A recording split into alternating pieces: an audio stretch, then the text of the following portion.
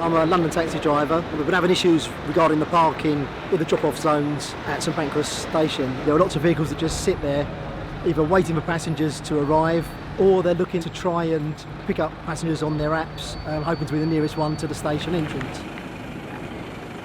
Basically, the problems that we have is if you've got someone in a wheelchair that we're trying to drop off in the vehicle, you need a curb to put the ramp down to let them alight the vehicle. If there isn't a curb, you can't drop them off outside the front of the station, and they're probably the people that need the most to be nearest to the entrance of the station.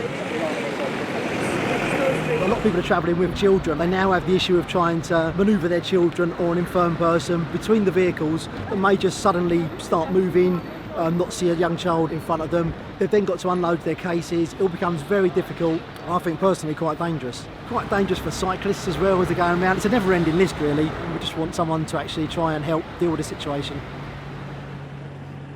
Taxi drivers, including Sean, got in touch with me, and I am well aware of this problem myself. It also holds up the buses, and the black cabs have been absolutely fantastic. They came to me for help, and I asked them for the evidence, and they've shown me by Twitter and by email photographs of this happening every day of the week, drivers occupying the bays and staying for much, much longer than 10 minutes.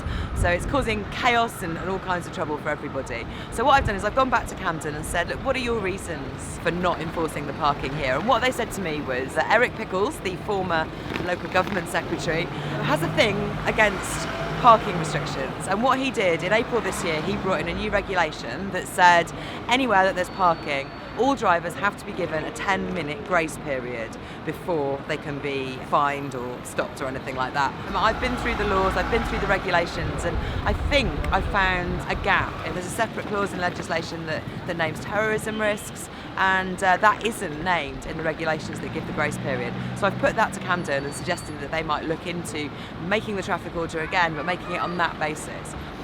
What that wouldn't do is change the way that the traffic and the parking is enforced. It wouldn't mean people would have to be suspected of being a terrorist. There'd be no discrimination. It would simply mean all drivers couldn't stay longer than 2 minutes and there would be no grace period. So hopefully that will work. The second thing I've suggested as a last resort is, if you can't make the legal argument, to put in a system of charges here, so that if people stay longer than 2 minutes, it costs them, like it does at an airport, £5, £10 a minute.